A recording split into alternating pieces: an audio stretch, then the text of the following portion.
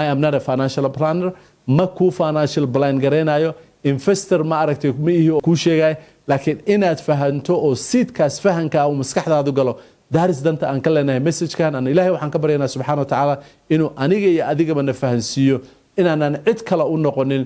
dameer ay rartaan ama dantooda qof ay ka gaaraan oo marka ay ka dhamaystaan sida gasacada biyaha loo tuuro kale loo tuuro laakiin aan fahanno caloosheennu intay qaado waa yar tahay dhadhankeena inaanan ku noolaanin inaanan cid kale u noqonin daba socda ama dabagale aan ogaano nolosheennu inay purpose leedahay waxa la isku gumaysanayo financial tahay aanan xor ka noqono insha Allah sideed u jeclaan lahayd inay bulshadeenu noqoto mid baraarugsan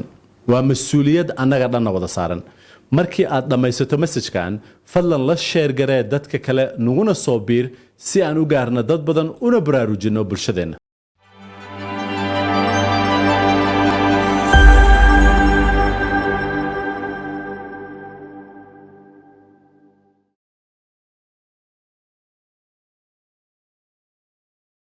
waxaan ka soo hadalnay afartii video ee aad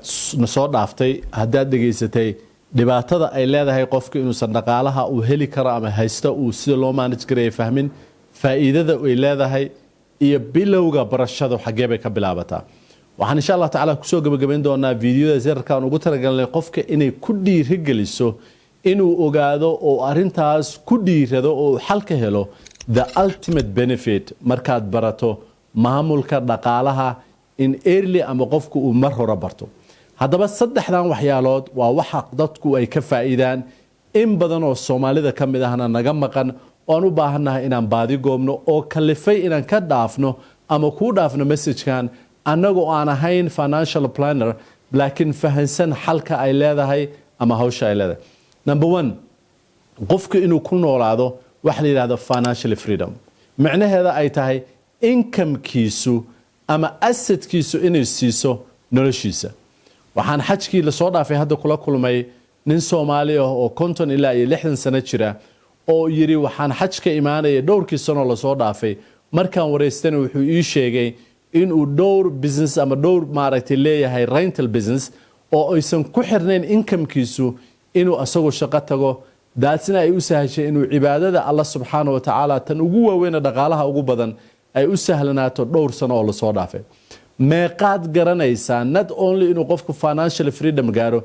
faith freedom inuu qofku u baahan yahay oo shaqadaadu ay cariiri ka gelinaysaa in aad ilaahay subhanahu wa ta'ala cibaadadiisa aad tukato meeqa laga yaabaa qofku inuu 1 hour hurdada ku sii ekaado sidoo u aado shaqadii laakiin uusan salaadii u aadin meeqa qofoodo dhalinyaro ahaan garanaya dib ku qabto shaqadooda salaadii ay tukan lahaayeen oo laga yaabo sida Sheekh Mustafa sheegayo kale inay weydiiyaan musqusha ma ku tukan karaa maxaa yeelay waxaadan xor u ahayn ama aadan xor ka noqonin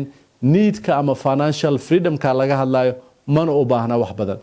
one of the early times in my life waxaan dhageystay wadaad ka hadlaya Sheekh Yasir oo African Americana wuxuu ka hadlaya qofka inuu noolaado the purpose of life maruu ka hadlay qofka inuu noolaado oo purpose-kiisa ku noolaado inuu dhaqaale badan u haysto uma baahna beer yar dhowr neef oo xoolo ah iyo wuxuu u baahan yahay masaajid uu Ilaahay subhanahu wa ta'ala ku caabudo iyo waxyaabo la mid ah laakiin nolosha maanta aan ku noolnahay baa waxay qasbaysaa ama keenaysaa in nolosha noocaas kale qofku uusan ku qancin financial freedom marka laga hadlayo micnaheedu maaha inaad haysato lacag aad u fara badan ama nolol aad u weyn laakiin waa inaad in kugu filan haysato si aad u fakirto number 2 imagine waxa aad dhistay oo aad ku dhididay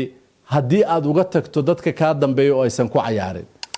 kambaniga ugu weyn ee adduunka maanta 1400 sano dhisan yahay wali ma aragtay kambani Soomaaliyeed ama business Soomaaliyeed ee 100 sano ama 60 sano ama ma aragtay qofkii dhisay dhaafsiisan waa in yar waay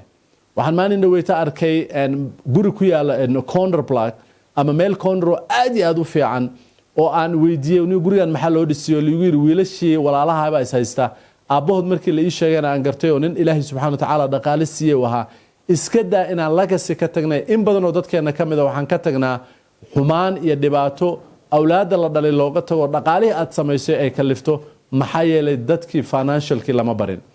meeqaad garanaysaa aabahood dhaqaale lahaa laakiin aysan suurto gelin legacy-gaas inuu sii socdo waxa keenana aysan ahayn inaanan ilmaheena ama dadka naga dambeeya aanan ku tarbiyeenin oo aanan tusin tusaale fiican sida lacagta loo sameeyo Bill Gates baa waxa la weydiiyay maxaad ilmahaaga uga tagaysaa wuxuu yiri mid kasto kamid waxaan uga tagayaa 10 million iyo magacayga iyo informationka ay dhaqaalaha ku abuuran lahaayeen waaridka in badan oo ku soo koray rafaad iyo dhibaato waxay aaminsan yihiin inay ilmahooda ku koriyaan dhalo dhexdooda waana dhibka ugu badan iyo rafaadka ugu badan ee maanta ilmaha jooga aysan waxba u qabsan meeqa aaba aan waxba aqoonin aan qori karin real estate ama tracking ama business ku jira ilmihiisa wax yaqaana ay hip hop ka dhageysanayaan gaajana aysan dareemin nin aan saaxiibanahay oo ingiriiska jooga wuxuu ku yiri wiilkiisu aaba anu rafaadkaasaan soo maray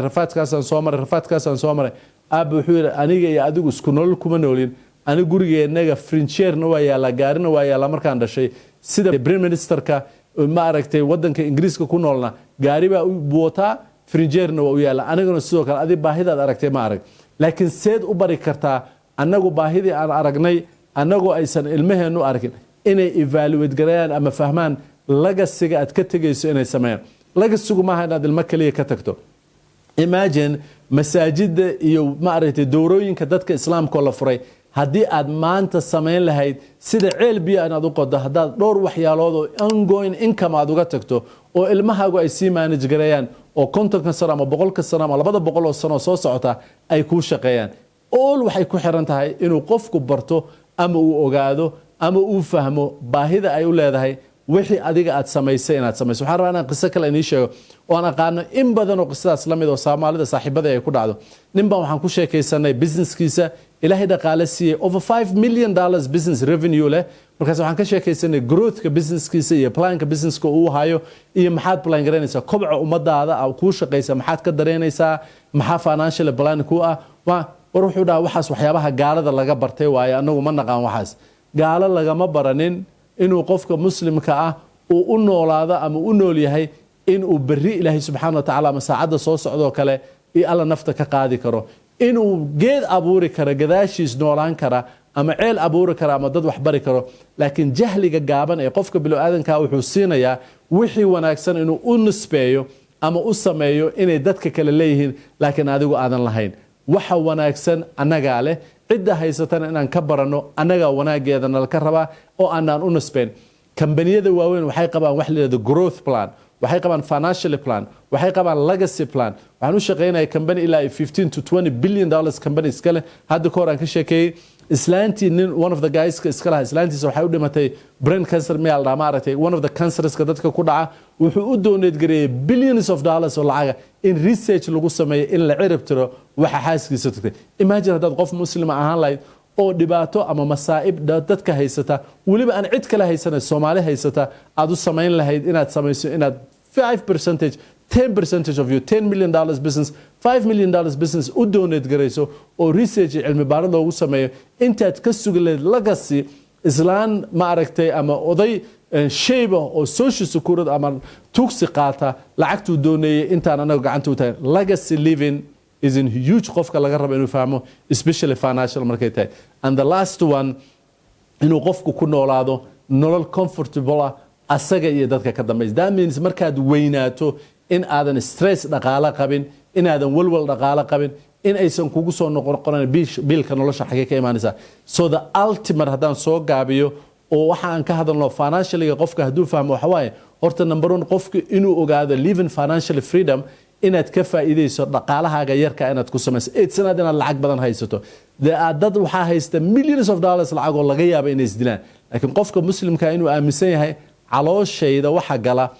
iyo waxa noloshayda biilkeeda ah waa waxaan u baahanahay aniga iyo wixii la ii abuuray purpose-ka la ii abuuray inaysan marna iga joojinin oo ogsoonahay that is what financial freedom number 2 inuu qofku ka tago legacy is haysasho ma aha meeqaad dad taqaanaa is haysta dhaqaalihii waalidkood ka tegay ama ilmihii qoorta iskuul gala one of the sad things on ka maqlay one of the culimada waxa waaye nin baa markuu dhintay wuxuu yiri lacagta qayb ka mid ah masjid ha loogu dhiso wiilkiisa wuxuu yiri aabbahay hadduu rabo masjid inuu dhiso intuu noolaabo dhisana lacagta anaga uu nooga tagay hana loo qaybiyo